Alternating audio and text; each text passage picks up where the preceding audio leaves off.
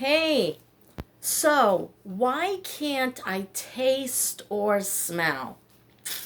It started in 2008. That was a stressful time in my life. And excuse me if I look frazzled. We Maggie came over and we exchanged one air conditioner, the one in the bedroom I use now, that was formerly my husband's, right? And then I also brought in some box of books. I need to talk about my paper. I'll do that in the next video. But we're talking about taste and right. So what we did today, and I did some raking as well. So yeah, it's been a busy day. Made phone calls to no avail. My bank just merged with BBT, my old bank, SunTrust, and I can't get onto my mobile app. I don't know what's in my checking account. Oh, but that's the way it goes sometimes. So, craziest thing, honestly. I don't know if it's inflammation or what, but I've been in a few car accidents, and none of them were ever my fault. Just bad drivers on 95. I always, we took that road to come down to Florida, and we took that road to go back home to New England, and 3 car accidents, and I started showing signs on the second car accident in 1998.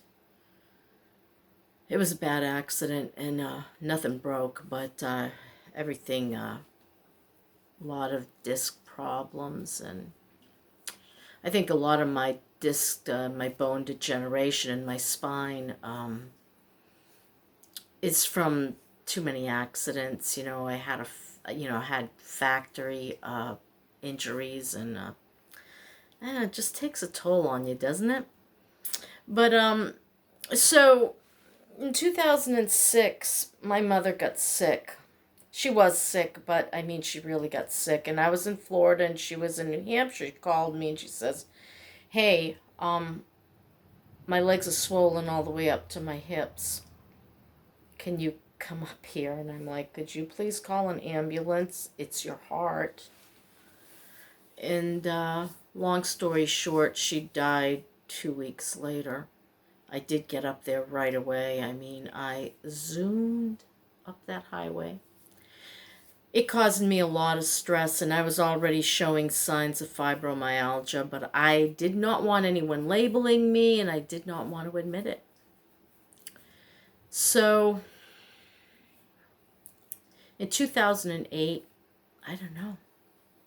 I'd bought a house in 2007 with the money my mother left me. I was always very frugal and always looking for a deal. So I looked in the boonies of Maine. It was the cheapest I could find anything. Prices were soaring. We couldn't buy a house in Florida because it was just before the crash. And people were boomers, the first run of boomers retiring. They came to Florida here.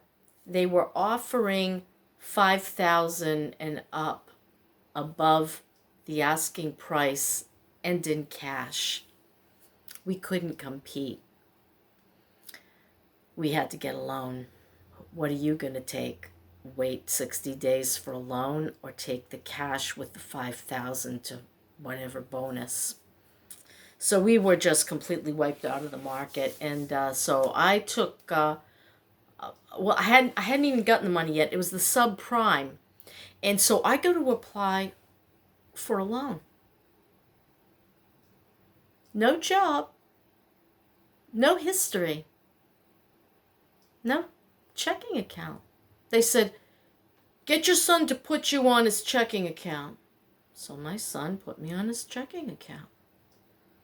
Just, blah, blah, blah, blah, blah, and I got a loan. I get a loan for up to $250,000 with no work history.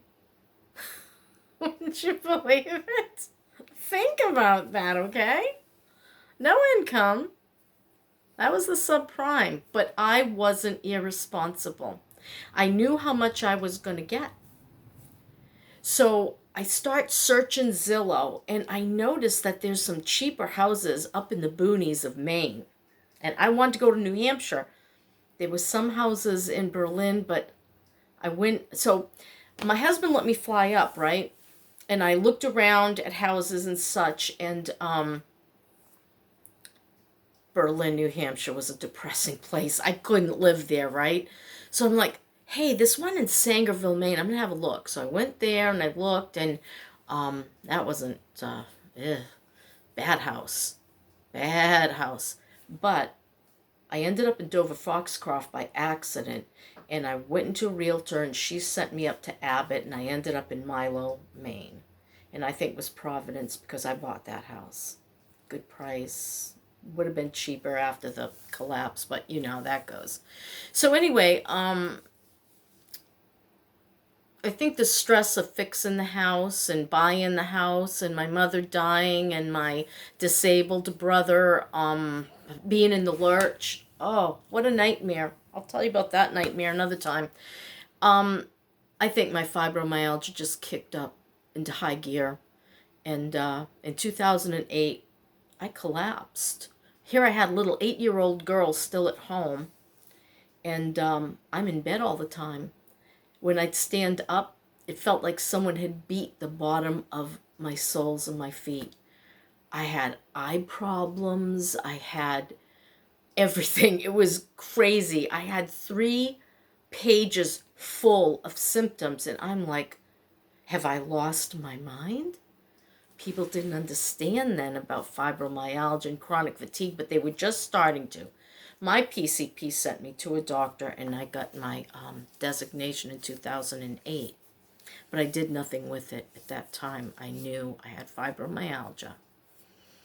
And on and off, my taste would go. It was the dangdest thing. Sometimes I could taste things, and sometimes I couldn't. And then sometimes it stretched out longer periods. But in 2018, the latter part of the year, it disappeared. No smell, no taste. So in 2019, I says to myself, hey, I can't remember when in 2019, but I need to use this to my advantage. And so I started on the journey of eating less, but really last year was the catalyst for me because I got serious and I said, I got to get better so that I can take care of Dennis long term. It'd been years, and he was worse, and I was like, I got to get my act together here. So I started counting calories, and sometimes I'd fail, and sometimes I'd do well, and eventually, boom, 27 pounds gone, and it'd be about a year in April. So I'm just going to keep doing what I'm doing. I count my calories. I eat about 3 meals a day. Sometimes I eat 2. I can lose better if I only eat 2. That's pretty much a long short of it. It wasn't COVID. It was, I don't know what it was. I don't know what it was. What can I say? It just, I assumed it was the fibromyalgia, the inflammation. That's all I can age, But, it started in 2008, here and there. I'd be like, I can't taste anything. What the heck, That's it. And that's the rest of this story. And now I got to download it because I don't know what's happening. I guess my photos are getting too full. I need to figure out how to archive stuff. I'm just so bad at all this. Technology. Okay, that's it. And what do I need to talk about next? There was something else somebody asked me about. Why I don't get a job.